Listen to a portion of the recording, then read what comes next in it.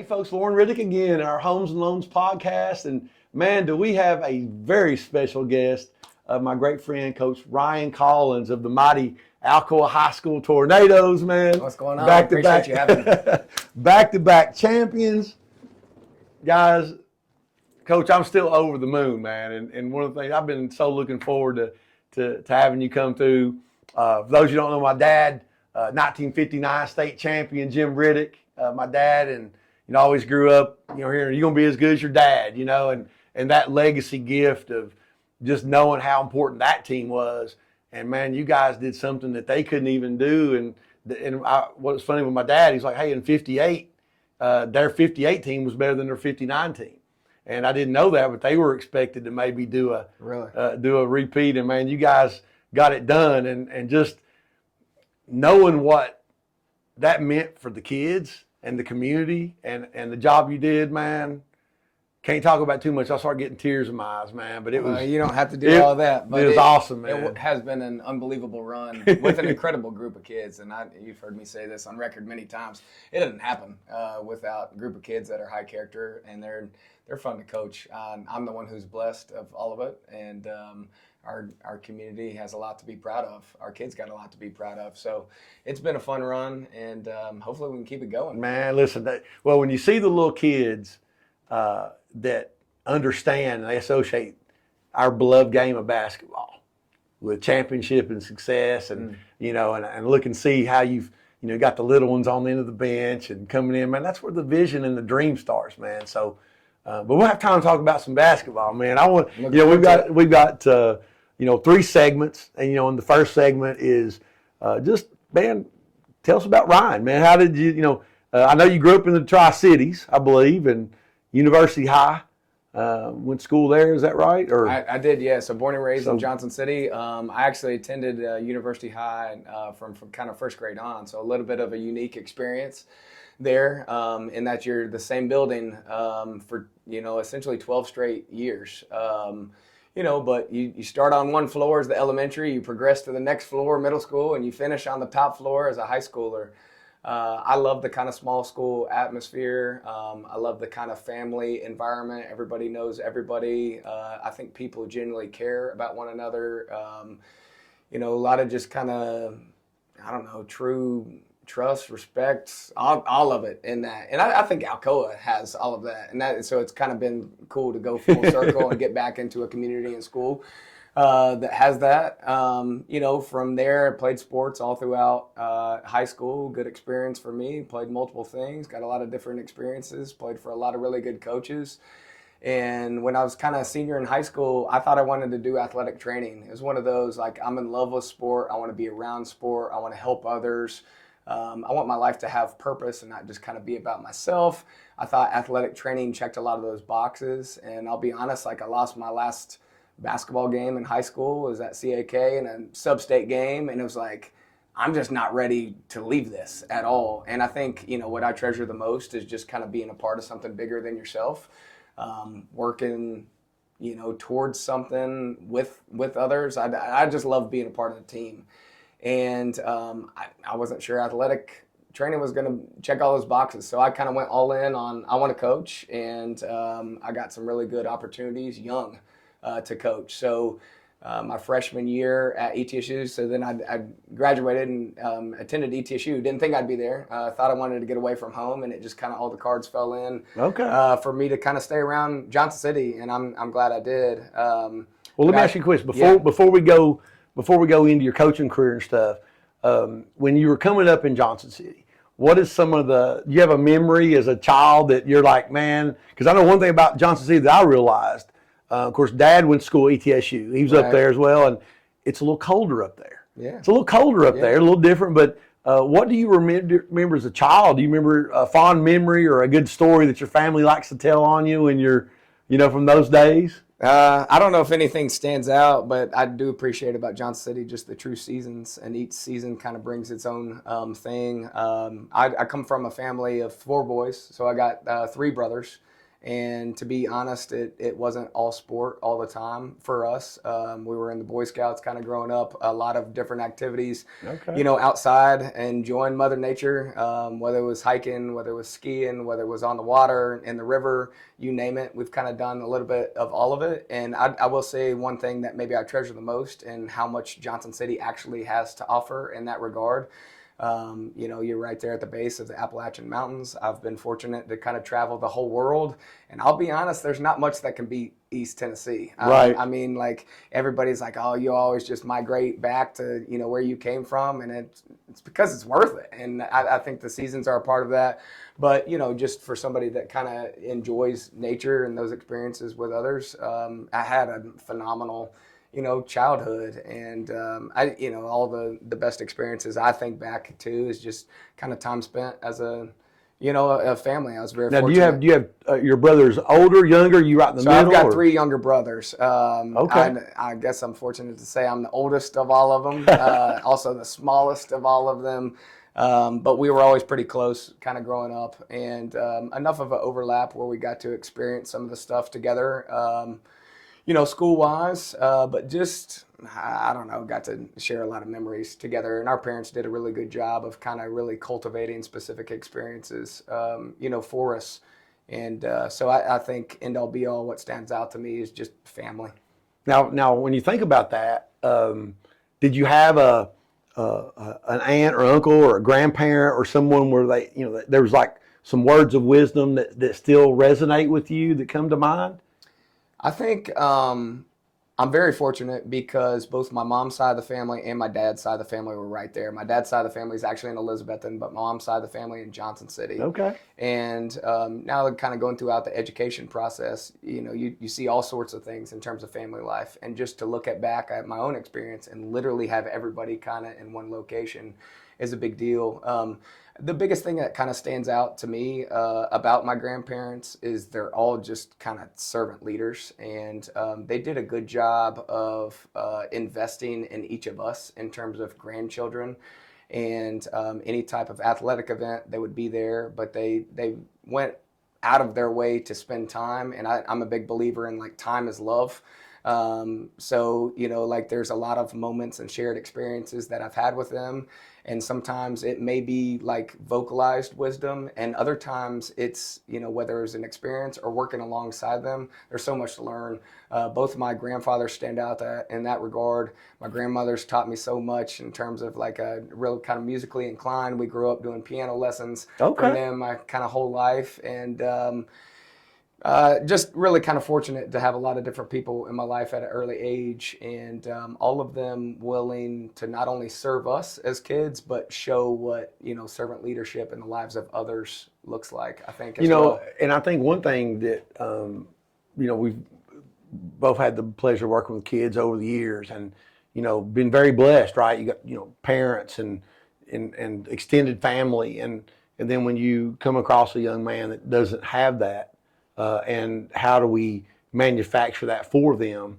Again, that's where the team comes in, and the love comes in, and bring it all together. So you were started doing into your coaching. Maybe pick it back up there, talking about how you got into that. I know that I think you coached with Rodney's son, one of my teammates there, and shout out to University High, because Marty Story's there. He's assistant coach, and he loves it there and echoes a lot of what you shared. But. Yeah, to all those Bucks. I grew up going to every ETSU game. I'm probably the biggest ETSU fan kind of growing up, and I look at all those guys. Those were the Kobe's and Jordans. They were incredible. And such good players and such good teams.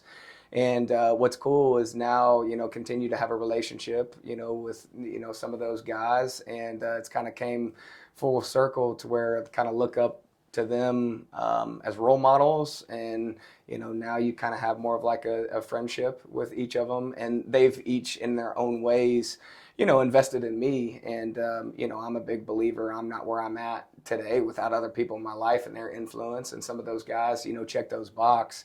But ETSU athletics was always a big part of my life, and I ended up again at ETSU, and kind of just started gathering different coaching experiences right off the bat.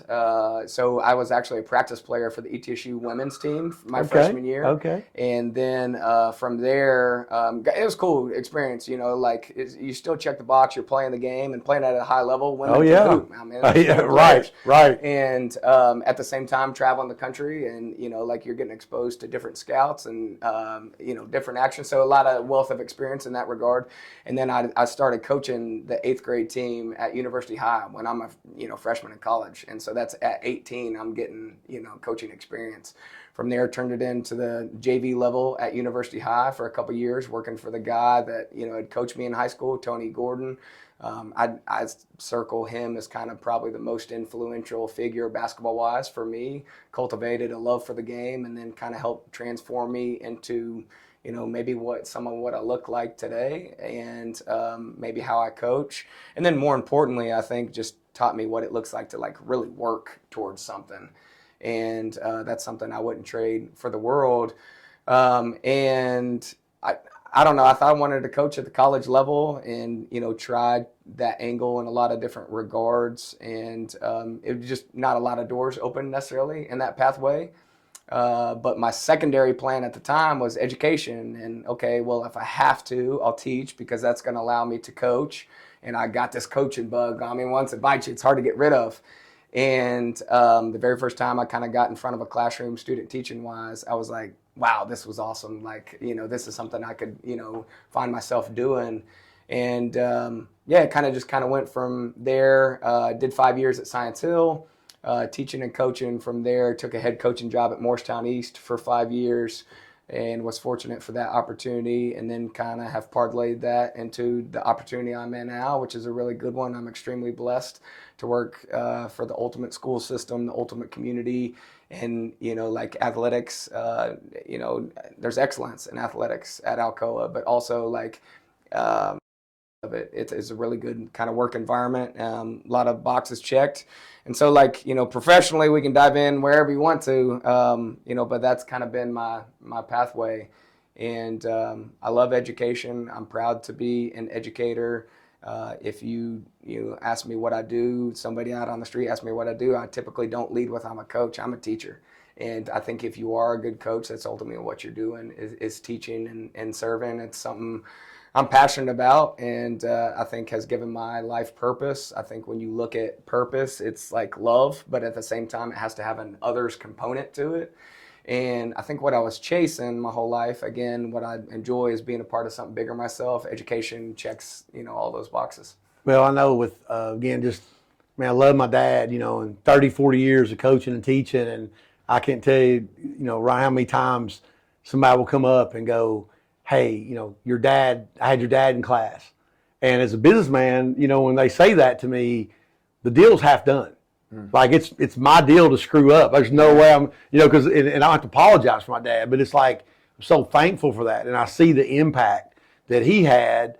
And that's just priceless to my heart. My mom actually taught computers out at the Air Base as a civilian instructor. So, man, it's just good stuff. And, over the years, whenever my business will permit it, try to do some substituting. And, man, just hats off to you and all the teachers because, man, you guys, that's where it's at. I mean, that's what you're preparing a young person for. And, I think that whether it's the child that has everything at home or the child doesn't have much at home, that teachers, that's where it all starts and stops. Man, Coach Ryan Collins, man, that's a heck of a great first segment. You guys hang around, and we're going to jump into some of Coach's philosophy, and he can tell you a little bit more about the program, and we appreciate y'all being here. I'm so excited to bring to you our Homes and Loans podcast series. It's something near and dear to my heart. I know it's going to make a positive impact in your life and someone that you know and care about. I encourage you to share this series with anyone that fits that description.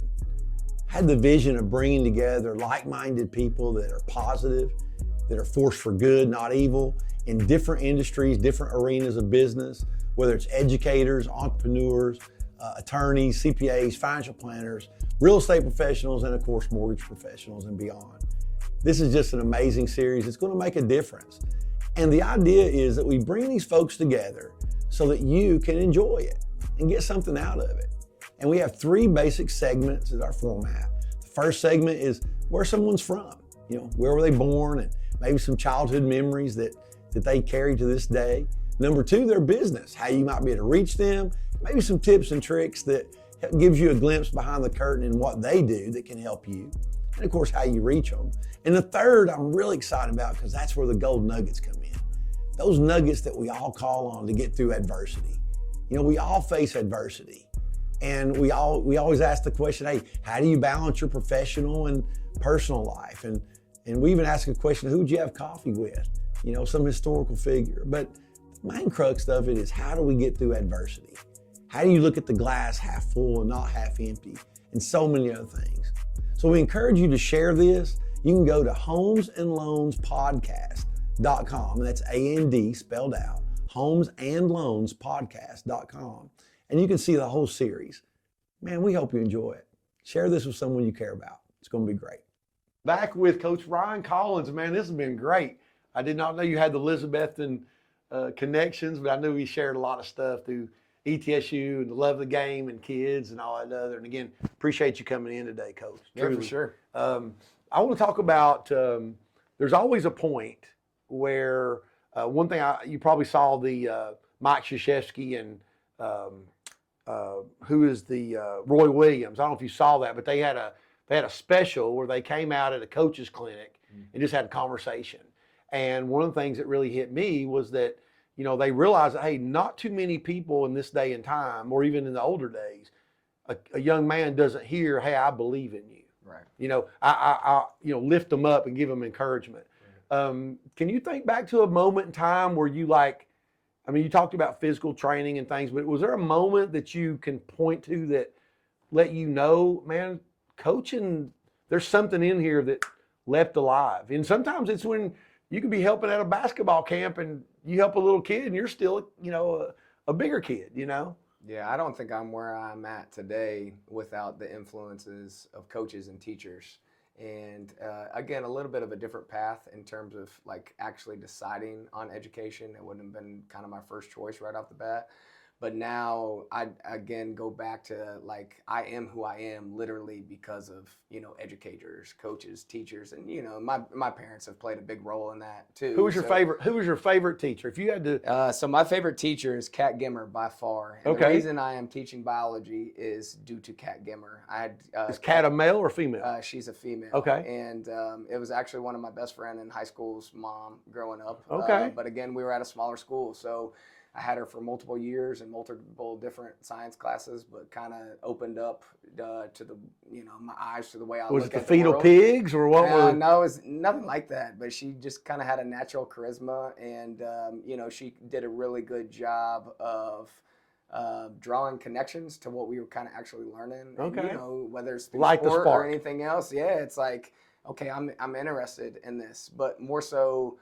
I think kind of what you're originally talking about, she took an interest, you know, to me and really to our whole class. And it was like she saw something in us, and that's any kind of teacher's job, educator's job is, you know, to see something that. But then what you do from there in terms of cultivating that belief.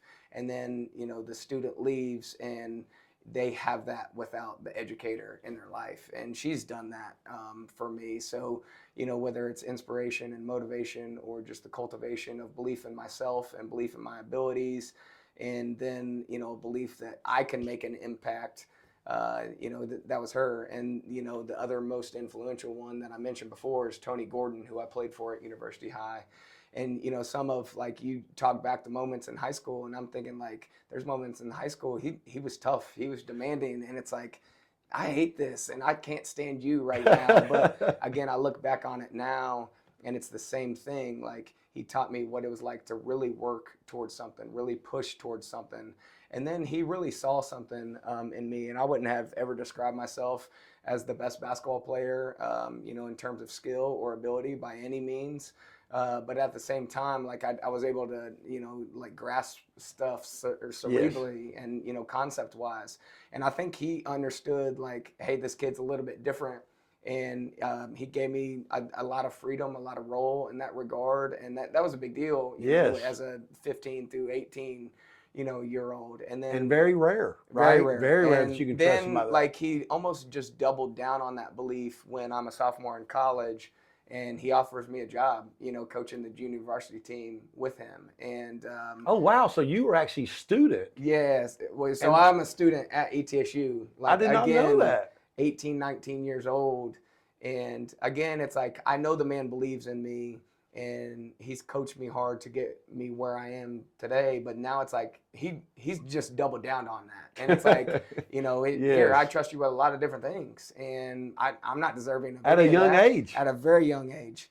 And I'm just fortunate to have multiple people in my life, show that belief. And now one thing that I want to do for others, is the same thing. It's one thing to look somebody in the eye and say, I believe in you. But you got to do a good job of cultivating that every single day through your actions and, through how you're guiding them. And I hope that I'm doing that maybe for one other person, one other kid, whether it's in the classroom or on the court. You know what comes to my mind, Ryan, is I remember going to an FCA dinner with Remember the Titans cast and the actual Coach Boone.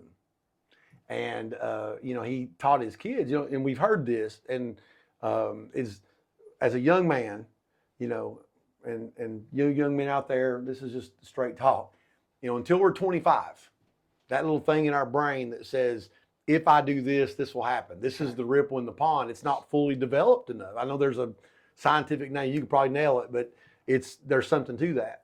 And so he taught his students, if you hear the word let's, hey man, let's, he said, your radar needs to go up. You need to be very careful, because that usually means you don't need to be doing whatever let's means let's go do.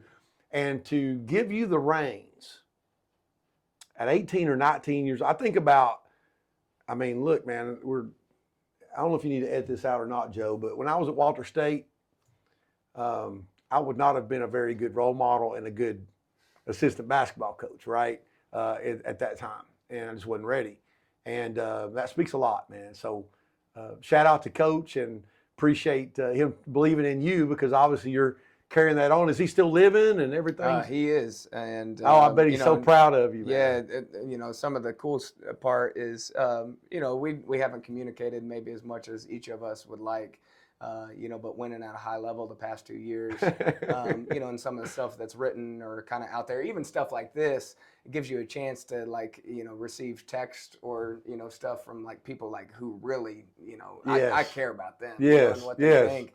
And he's one 2 years ago that, reached out through a story. And so. That's awesome, man. It's cool. Well, let's, man, I know you're a modest fella, man. Probably have to shake you by the ankles a little bit, but talk about your vision. Talk about, and those of you that are watching this, I'll tell you, man, listen, Coach Collins led an amazing experience for our community and these young men that they will never forget. This community will never forget. And, success, you can either make money or you can make excuses. You can't make both in the business world.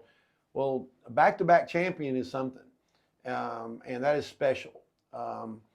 And if you're out there and you've got a young man that is wanting to follow your dreams and play basketball, and maybe even put that Alcoa Tornado jersey on, what would you say to maybe that young man as he's coming up, Coach? What are some of the keys that you'd want him to know? And maybe if there's a family out there, we got a lot of people moving in here from California and different places.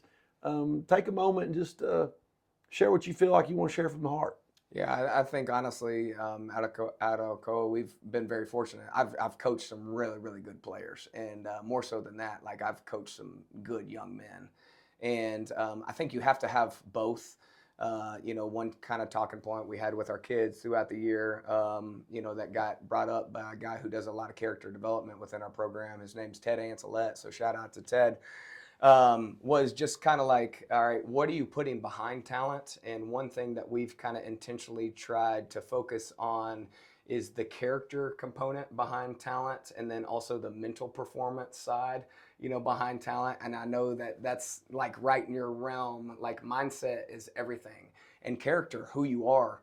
is everything. And, so I think we're very fortunate in a lot of regards to have a lot of kids who have bought into all of those things matter. You don't just win on kind of talent, alone. But the biggest, selling card, I think I would try to sell them on our culture, and it's something that they would want to be a part on. We kind of hang our hats on being a team and a program and a community that's passionate, and you're passionate about ball and a game, and we want that to grow, but more so you're like passionate about a teammate. And I think, in sport, we're in this like slippery slope where everything can become transactional, and it's like, I need you to get where I want to go, but that's the end of it. And I don't want it to ever kind of be that experience. I want it to be like, I'm playing with you, but more so I'm playing for you. And if we can ever, get that within a team and a program, I think that's where things really take off. And I think we've had a lot of that in the past 2 years, to be honest. And, then I think we've had great unselfishness, and that would go into the next component of our team and program. And that's just team ego. And it's not about you, it's about the success of the team. That's what that means, for me. And it's going to require, sacrifice. And I think when you truly buy into that concept, you can get everything that you want. One player kind of really comes to mind. He obviously had a phenomenal year, one of the best to, come through Alcoa, and that's Javon Carter. And Javon Carter, when you look back at his freshman, sophomore year, he was out to kind of, prove himself and prove he's a really good player, and he did so. And I think through the maturity and, through the buying in of all of these things, figured out like, I got to win at a high level, and I got to bring others and elevate those around me. And if I do so, I can literally get everything that I want. And I think when you look back at his experience, individual accolade wise, he's got it. I mean, like, period. Yeah. He's got the opportunity once now, Division I signee at Penn State, 2-time state champion, state MVP. And I could, gush about all of our kids, that way. But I don't think that's anything specifically we did. I think that was hard work that he chose to do on himself. But that's what you want, I think, out of your program as a coach. You want a kid to come in at a certain area, meet the kid where they're at, and take the kid, forward. And, then the last component, and I think this is what I love about Alcoa, honestly, the most, and our kids are in on, and I think you understand why it's a special place, to you or anybody that's a part of it, is just, the school system is the community. And there is a strong connection with the youth, and there's a strong connection, to the tradition and the past. Maybe just kind of cultivating and building that, and being a strong ambassador from the school on our side of it. But like our guys currently have done a good job of investing in the next wave, and they're appreciative of the former wave. We got a lot of former guys who come in and play and work, against us, and like, that's what a community is. That's what you want to be connected to. And it's like, yes, I want to play for a team. I want to play for a program, but like, ultimately I want to play for my community, and I want to, again, I think as human beings, one thing we all are kind of chasing is just to be a part of something bigger than ourselves.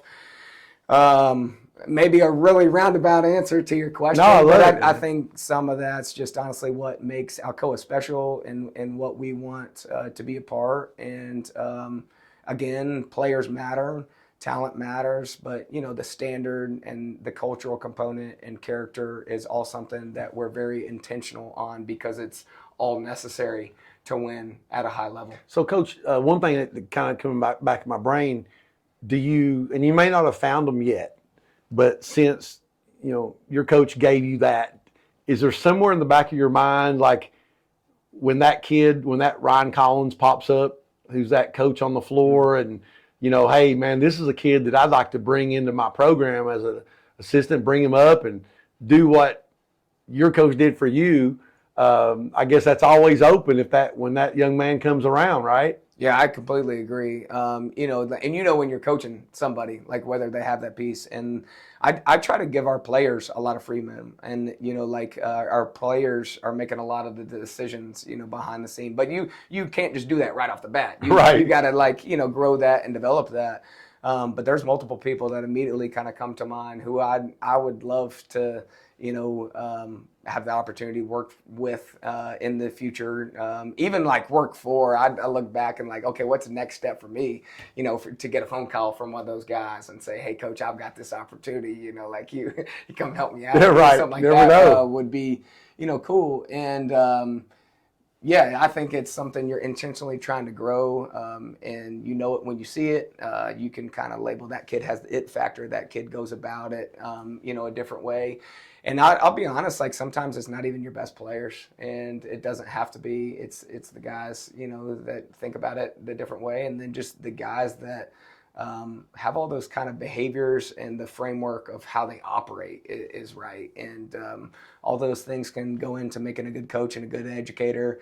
And maybe at some point it all circles back. Well, one thing I love, Michael Jordan's, shout out to Big Mike, awesome.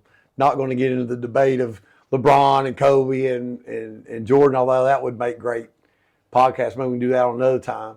But he said, hey, teach the kids, let them learn the game later and love it early. Yeah, I agree. Love it early and learn it later. So I know that just from eras, one thing that I've noticed is that, number one, I'm going to talk about how vintage I am. When I was a senior in high school, coach, we didn't have a three-point line.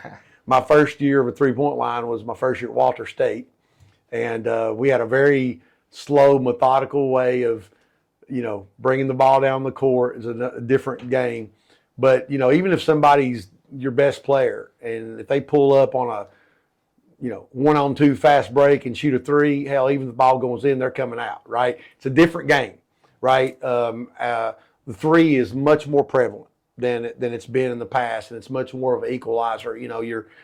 Someone's shading on a 2-3. Well, maybe they can't come all the way to the middle of the lane like you used to because they're not going to be able to get back to defend the skip pass, right? For a young man out there that's loves the game, we all know that the ball don't lie, right? They got to put the time in. What are some of the skill sets that you feel they really need to focus on? If they're out there in the driveway or they're working on their game, I know one I'll throw out there. I think that the pull up, the mid range is a lost art because there's been so much. It used to be go the hole, and then it's shoot the threes, and now it's that mid range is kind of a lost art. That Kobe drive your don't foot. Want it. Right. A lot of coaches would be like, we're either shooting threes or we're living at the rim. Yeah. So just talk about some of those things. Yeah, like for me, you mentioned kind of just cultivating a love. I think everything starts there. How do you take a like and the like turn into a love and the love turn into the passion and the passion turn into your purpose? And how do you get that to take life organically within a kid?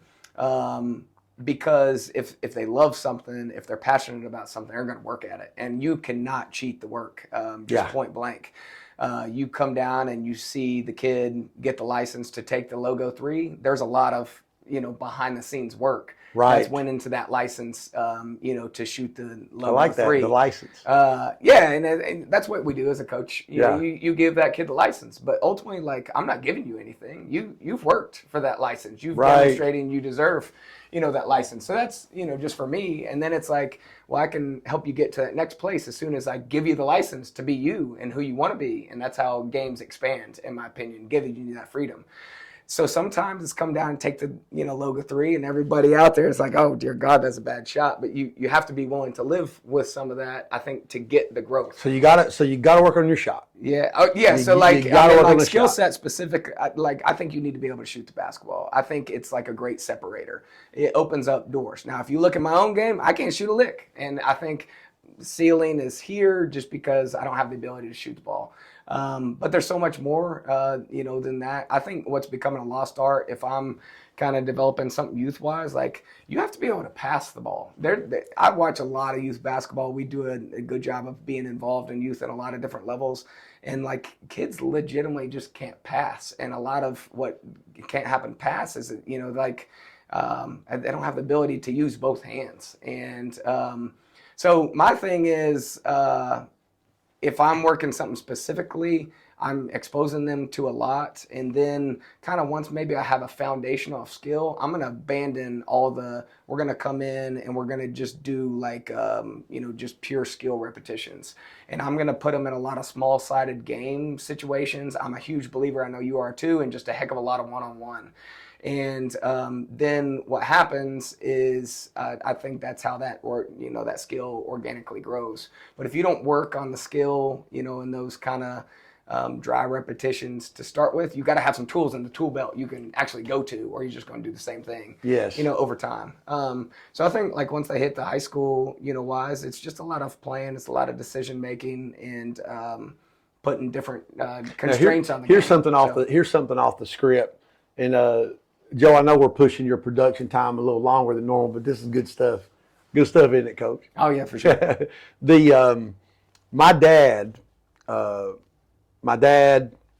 Larry Bird, Bob Cousy, LeBron's got it. Magic definitely had it.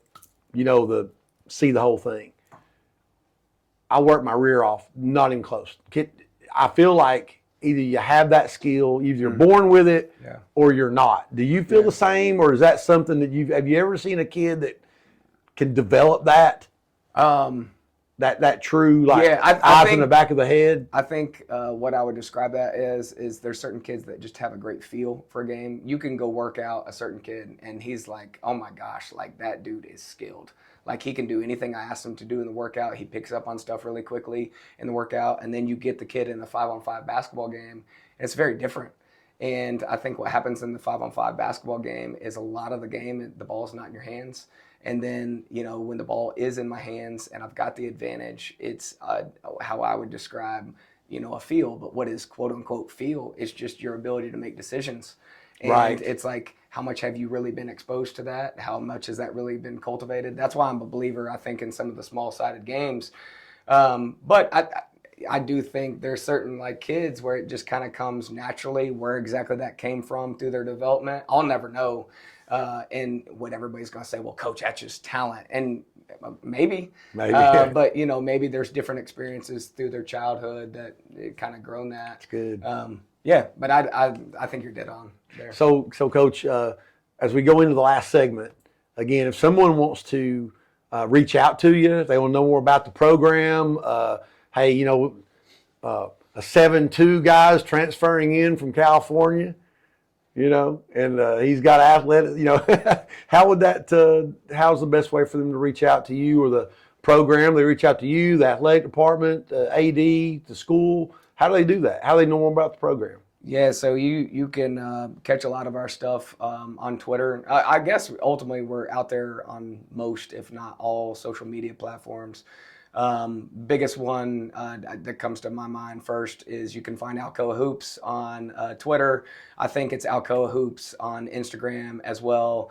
I think we may have a Facebook page up and rolling in addition, but a lot of what we are about, you're going to be able to find through different video recaps and highlight recaps and game kind of summary and just articles, all that kind of stuff, that I've talked about. You can kind of just go scroll and check out all that stuff for yourself. I personally have a Twitter handle as well. That Twitter handle is R2A3C. So it's my initials, RAC, with 23, my favorite number, embedded. Are you kidding me? 23 is your favorite number, too? That's it, baby. You know who I liked as a kid. Man, are we like, God, hey, Coach Ryan Collins, man. I got 2-3 on the ring here, man. This guy's amazing. Hey, Coach, we appreciate you. The last segment's going to be amazing. Yeah. Hey, folks, I just want to take a moment and thank you for looking at our podcast. I hope you're enjoying it. We truly have enjoyed putting it together for you. And I want to take just a moment to talk about the Lauren Riddick team, Homes and Loans. My mortgage practice has been going around for over 25 years at the time that we're putting this together. And I'm so proud of that. We've been able to help clients and referral partners all over the country. Texas, California, Colorado, Washington State, Florida, everywhere in between. And of course, our beloved home here in the East Tennessee Smoky Mountains area. I love helping our clients. Whether it's a home or a loan, we'd love to help you. Now, my mortgage practice specializes in traditional forward lending, whether you need VA, FHA, rural development, conventional, we absolutely can help you. But I want to take a moment to talk about something near and dear to my heart, the often misunderstood, wildly popular home equity conversion mortgage, reverse mortgage. Now that's available for folks that are 62 years or better, for yourself or someone that you know that you care about that needs to know about this amazing program. Whether you want to use it as a leverage point to give warm-handed gifts instead of cold-handed gifts, live more independently and make sure that you're not burdening your family, or just put together a line of access that you can use for down the road that has unbelievable benefits. Love to share with you more about this amazing program. And just in short, how cool would it be to have an optional payment that did not have to get paid back until up to 1 year after you pass away, or up to 150 years of age? Be pretty cool. Therefore, letting the house owe the debt and not you. It's been over 1 million facilitated since Ronald Reagan got behind it in the late 80s, including my beloved parents, Jim and Edna Bennett.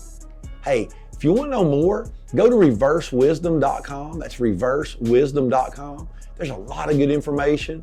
Or just reach out. We'd love to share more about this amazing program or some of our more traditional mortgage products, or of course, real estate as well, through my lovely wife, Missy. All right, folks. Hey, back with our Homes and Loans podcast. Again, if you want to see this and all the amazing podcast episodes, just go to homesandloanspodcast.com, and that'll get you where you need to be. And we are finishing up with our final segment with Coach Ryan Collins. And Coach, this has been great, man. I'm enjoying it. It's awesome stuff, man.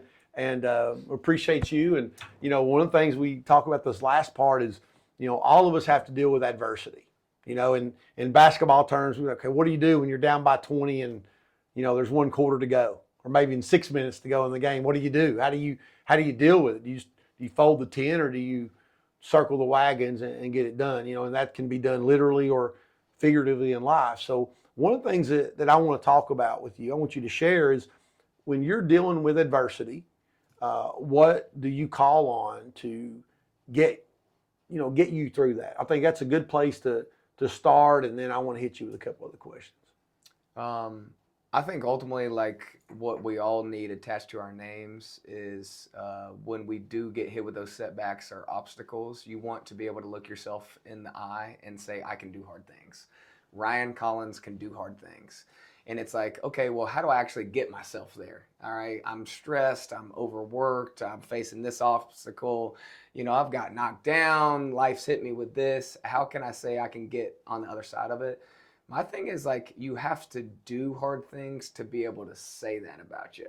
So I think some of, you know, like my life, or even like what we're trying to do team-wise, or, you know, if you saw me teach in the classroom, it's about like intentionally incorporating as much challenge and, you know, like obstacle and chaos as possible. And as you get on the other side of those hard things, you start to view yourself differently. And it's kind of like, well, no matter what life throws at me, I'm able to get on the other side and everything's going to be okay. And oftentimes when you go through that experience, you look back on it and, you know, like I'm for the better because of that. I didn't feel it at the time. It rocked me at the time.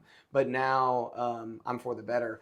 So I think, you know, it all starts and ends with you have that view of yourself. And I also think there's certain times where you have to just like completely let go. And what I mean by that is I'm a man, you know, of faith. And there's certain times where it's like, this is not in my control anymore. And I'm going to just choose to let go of this and give this to God. And whatever outcome, it's in God's plans. Maybe my vision and God's vision are two separate things, and that's okay. You know, I want my life to live according to His will. And when you let go of it, there's like this freeing. Let go and let God, right? And that's it. Let go and let God. And it's like, it allows you to just do what you do. And that's just show up and put in the work. And I'm going to do that every single day. Coming off of a championship, next day is about showing up and going to work. Coming off the biggest loss of your life, it's about just showing up and going back to work. And I think you have to find a way to detach yourself from outcomes. And it's not about the outcome. It's just about always saying of yourself that I put in the work to give myself a chance. And then the outcome is what it is. A lot of it, it's literally just out of our control. And we need to just concentrate on what we can. And that's just, did I put in the work? Did I, hold myself to the highest of standards? And concentrate on how we operate. And when you do that, a lot of times the success will follow. It may not be immediate. It may not when you want it to be, but it will come, or at least it has in my own life. And then you start to build conviction in all these things. It's like, I believe in this and I say this, but then it starts happening in different areas of your life.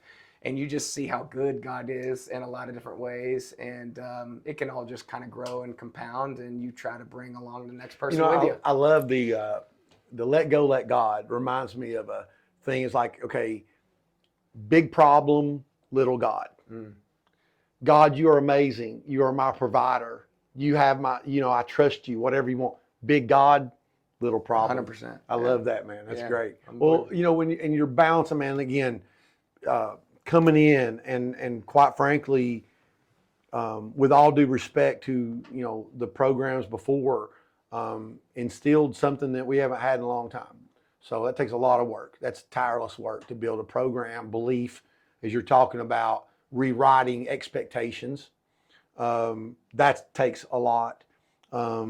Husband, beautiful baby girl that you have, and all the other things that we haven't even talked about. How do you balance, or what are some of the things, how do you at least attempt, or how do you handle balancing that professional pull and all those young men counting on you and the coaches counting on you, the community? How do you balance that with personal? How do you do that? I don't well, and that's just me being, transparent. I find the work to be fun. I can put a lot, maybe too much sometimes, in the work. And I think that's okay. Like for me, it's a matter of, I need to always focus on who is the priority. My wife is the priority. My daughter is the priority. Family is the priority. They're what I care about most, end all, be all. And I want my life to reflect that. At the same time, it takes what it takes in terms of any profession, to be a master of craft and kind of chase excellence. And I'm not going to cheat that in any regard, nor does it deserve to be cheated. So I guess my vision of everything is, how can I incorporate my personal family into my work life? And, I'm very fortunate, to have my daughter in the gym all the time, and have, my wife, 100% supporting, with games and different team functions. And so your team, who is a family, integrates with your true family. And so for me, my original answer is it doesn't, and I'm not necessarily good at it. And it's, an area I'm always conscious of, and I want to strive to be better at, but I wanted to intentionally integrate it all. And it's been fun, to have a toddler literally at everything. And this past year, I can think about it a lot of different times. You wouldn't call me a good coach at all in practice, because I'm worried about, is she gonna, get to the bathroom and pee in the potty instead of, peeing in the floor, and does she got the snacks she wants? But that just tells you everything you need to know about the work that kind of went in getting our program to where it is. And it's been player led. We've been fortunate with our leadership for some of that, to kind of take place. So for me, it's just maybe about integrating family. And then you've talked about before with coaching, and there's different seasons of life, and there's certain seasons that occupy a lot of time. And I'm very fortunate to have a wife who understands that, and who supports me in all of that, and allows me to be me, and allows me to chase what I love the most. And that's a huge gift, and something I don't want to take for granted. And at the same time, when those other pockets of life come up, and you do have that time to be available, you got to show up and be present and do it in a big way. And, it's a matter of just trying to have that quality time when it does present itself. And when you're integrating, right, your intimate family, Yeah. your wife and your daughter, and they're a part. I remember one of the stories I love, you talked about how I think you were drawing a book and she's drawing a picture of Javin, and your wife is involved. So these are also her young men. I remember my mom would she used to take great joy in cutting orange slices Right. and handing orange slices to the ball game at the halftime. And she got that from Coach Osborne's wife, who, was Coach O, at Alcoa. And, but when that's part of the family, it makes it easier. Sure. What maybe is your couple of fun things, your favorite book and your favorite movie? Oh, man. I try to be well read, and I'm thinking, all right, book that just stands out on the spot. And I don't know if there's anything that kind of just comes to mind right off the bat. What's one Kevin of your Eastman's book is honestly really good. Former coach with the Celtics. Okay. I don't know. I've kind of went back to that one a ton. Favorite movie, I don't know if anything kind of stands out. I was always just a lover of kind of sports movie growing up. Maybe Remember the Titans. Oh, yeah. Would be something like that. But any kind of those feel-good sports movies. What do they? That's it. If they get if they get 1 inch, I'm bringing you all out. That's it. Little Friday Night Lights, kind of all those things come to mind. Oh man, this is awesome. Gladiator, yeah. What? The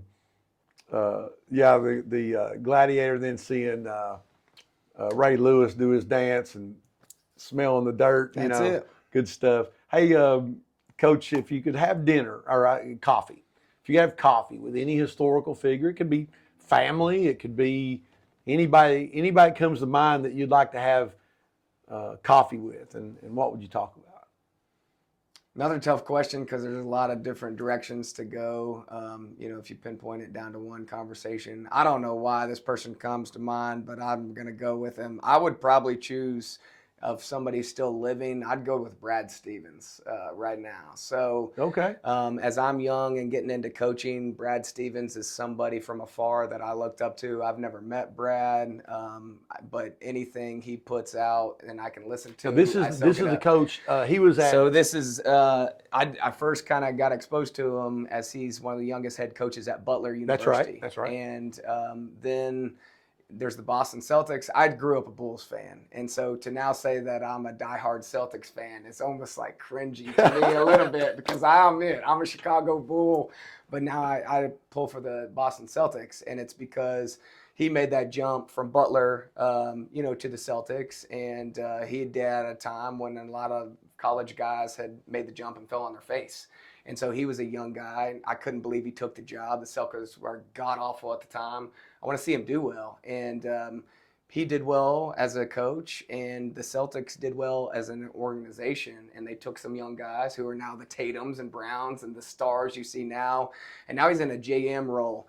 But I think it would make for a cool conversation because you could talk basketball and you could talk the coaching aspect of it side. And now he's in a GM role with the Boston Celtics. And it's like, what are you intentionally trying to do to foreign other people? What do you think is necessary kind of to maximize a team? What do you look? Yeah, I don't know. It just would make for an interesting conversation about something that I love and about sport I'm passionate about. But I think it could transcend into all areas of my life. And he does a really good job of, like, when he speaks, it's almost like, God, gold nugget, gold nugget, gold nugget. And I know there's a great craft in being like really have a wealth of knowledge, and you can simplify it into something really concise and simple. And I think he's got all of that. So maybe coffee, not the longest time. So he would be able to deliver some stuff that I think could help me grow as a person. The energy that you bring, the glow that you bring, Coach. I have a feeling that he would love to extend that from on just coffee and on. We've had a great time. Is there any question I haven't asked you that I should have? Not that comes to mind. I've enjoyed it. Awesome just to have a chance to speak with you, and I get a little bit of a chance to talk about who I am and what I want of my life, and again, just serve anybody out there in any way. Well, guys, look, Coach Ryan Collins, Alcoa High School boys basketball head coach, and I already know you're an excellent biology teacher. From what Miss Stone said, she said you're an excellent teacher, and I've heard that many times. And so we appreciate the time today, Coach. It's been awesome, man. Thank you. Pleasure. Thank you. Love you, buddy. Good job. Love you too. 8 years. I've had my reverse wisdom for about 8 months. Wisdom for 12 years. 12 years. My reverse wisdom for 3 months. I've had my reverse wisdom for 4 months. I guess on about 5 months. I think it was 2013 or 2014. That'd be what, 11 years? 12 years? 11 years, buddy. Babe, how long have you had your reverse wisdom? 2 years, I think. I've had my reverse wisdom for 1 year. And mine for 10 years. Reverse wisdom for 5 years. Hi, we're Bev and Fred Wagner. We came to Tennessee about 17 years ago, and Lauren was our go-to guy. He was dependable. He was helpful. He fixed everything. He was awesome to us, and we have been with Lauren for 17 years. In the last couple of years, we realized that we could get involved with this reverse mortgage, and we've been very happy about it. With our extra money, just last year we celebrated our 50th anniversary and went to Alaska without the financial worry of it, and it's been awesome. And Lauren's been awesome. We love them. So we encourage you to all come aboard. Okay, I'm Jerry St. Clair. I've had a reverse for about 10 years. Me and my wife Mercy. It was one of the best things we ever did. Lauren and his team are great to work with. We've been able to live in our dream house for all these years because of this reverse, and I would do it all over again. Thanks.